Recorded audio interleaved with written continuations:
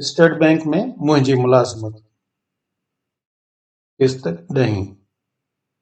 Director Munir Ahmed जे retire थियण खां पोइ सभिनी खे इहा उमेद हुई त additional director Mohammad Arshad director थींदो ऐं गैर सरकारी तौर ते हू डायरेक्टर जे तौर ते कमु बि करे रहियो हो। पर ओचितो अख़बार में डायरेक्टर स्टेटिस्टिक्स जो इश्तिहार अची वियो। मां बि उन में अप्लाई कयां हा, पर शायदि उन इश्तिहार में कंहिं स्टेटिस्टिक्स ऑर्गेनाइज़ेशन में कमु करण जो तजुर्बो घुर्बल हो। उन वक़्त ताईं एतिरो मुंहिंजो कोन हो, जंहिं करे मां दरख़्वास्त ॾिनी। इंटरव्यू में डॉक्टर अज़ीज़ुल्लाह खटक डायरेक्टर तौरु चूंडियो वियो, जेको उन वक़्तु फेडरल ब्यूरो ऑफ स्टेटिस्टिक्स में कमु करे रहियो हो। उन खां अॻु में यूनिवर्सिटीअ में बि लेक्चरर रहियो, जितां पोइ स्कॉलरशिप ते PhD करण लाइ बर्तानिया हली वियो, जितां वापसि अचण खां पोइ फेडरल ब्यूरो ऑफ स्टेटिस्टिक्स में डायरेक्टर तौरु कमु करे रहियो।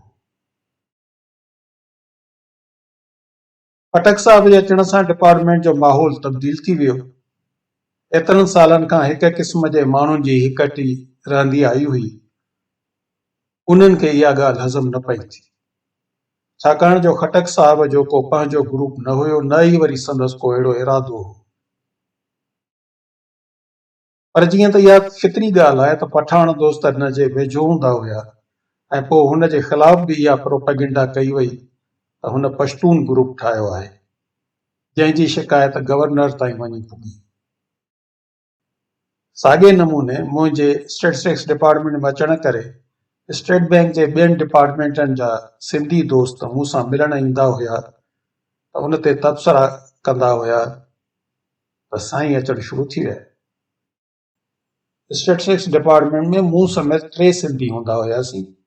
हिकु नज़ीर मेमन, जंहिंजो तालुक मोरे सां आहे, उहो असिस्टेंट डायरेक्टर हो, हाणे उहो बि रिटायर थी चुको आहे। ॿियो मुख़्तियार अबड़ो असिस्टेंट हूंदो, ॾाढो सुलझणो छोकिरो हूंदो, कपिड़े लटे जो शौक़ीन, शिकिल शबीह जो बि सुहिणो। पर नौकरीअ दौरान ई खेसि हार्ट अटैक थियो ऐं दारुल सेहत अस्पताल में दाख़िल कयो वियुसि। उते ई गुज़ारे वियो उन ई राति। उन ई राति जो सुबुह जो जॾहिं मूंखे सतार अबड़े फ़ोन करे ॿुधायो त मूं खेसि कावड़ मां चयो, हर वक़्तु मज़ाक करणु सुठी ॻाल्हि न आहे, इहा ॿेड़ी।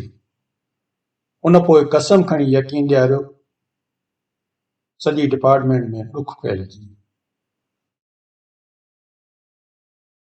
खटक साहब जे अचण सां फ़ाइदो इहो पियो जो डिपार्टमेंट में नए नमूने सां कमु थियणु लॻो। डॉक्टर इशरत हुसैन हर डिपार्टमेंट लाइ सालियाने बिज़नेस प्लान जो रवाज विधो, जंहिं तहत ऑपरेशनल गोल्स ऐं डेवलपमेंट गोल्स रखिया विया ऐं उन खां अलावा उन्हनि जी बजट बि ठहणु लॻी। इहो कमु मुंहिंजे हवाले कयो वियो, जेको 3-4 सालनि ताईं मूं वटि ई रहियो, जंहिंमें हिक पासे अहम फील्ड यानी की रोल एरिया लिखियल हूंदा हुया ऐं उन जे साम्हूं वरी की परफॉर्मेंस इंडिकेटर हूंदा हुया, यानी कारकर्दगीअ जा अहम इशारा, कहिड़े नमूने कारकर्दगी जाचे सघिजे थी। डेवलपमेंट गोल्स में बि नवां प्रोजेक्ट्स रखिया वेंदा हुया ऐं उन्हनि जी कारकर्दगी जाचण जा बि मापा ॾियणा पवंदा। हूअं त मां डिपार्टमेंट जे सभिनी ऑफिसरनि सां सुठो तालुक रखंदो हुयुसि, पर कुझु अहिड़ा हुया जेकी कुझु वधीक वेझो हूंदा हुया। उन्हनि में नसीर अहमद, हसनैन बुखारी, मलिक अशरफ, इहे जॉइंट डायरेक्टर हूंदा जेके पंहिंजे कम में भड़ हूंदा हुआ। उन्हनि सां मिली मूंखे इहो उत्साह ॾिनो त असांखे डिपार्टमेंट जी तरक़ीअ लाइ कमु करणो पवंदो। पोइ सलाह मशवरे सां इहो फ़ैसिलो कयोसीं त IMF जो जेको फाइनेंस ऐं मॉनेटरी स्टेटिस्टिक्स जो नओं मैन्युअल आहे, उनखे नाफ़िज़ कयूं। उन कम में जुमी विया। उन्हनि 3 सां गॾु मिर्ज़ा कलीमुल्लाह बि टीम में गॾु हुई। असांजी डिपार्टमेंट में तेसिताईं वर्किंग स्टेशन्स ऐं चैम्बर ठही चुका हुया ऐं जॉइंट डायरेक्टरनि जे लाइ चैम्बर ठाहिया विया हुया।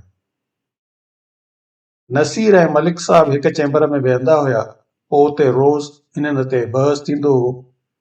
इन्हनि वर्किंग स्टेशन ठाहिण खां अॻु पूरे हाल में ॿिनि कतारुनि में टेबलूं पयल हूंदियूं, जंहिं जे ॿिन्ही पासनि खां कुर्सियूं रखियल हूंदियूं, जिन ते ऑफिसर वेहंदा हुआ, जंहिं करे हॉल में हमेशह गोड़ हूंदो हो।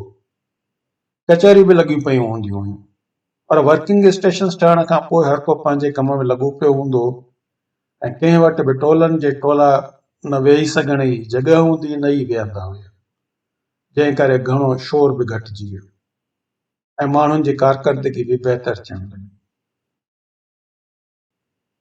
जीअं मूं ज़िक्र कयो त अज़ीज़ुल्लाह खटक साहब असांजी सलाहुनि खे क़बूल कंदो हो, अहिड़ी रीति मां हिकु ॿियो कमु बि शुरू कयो।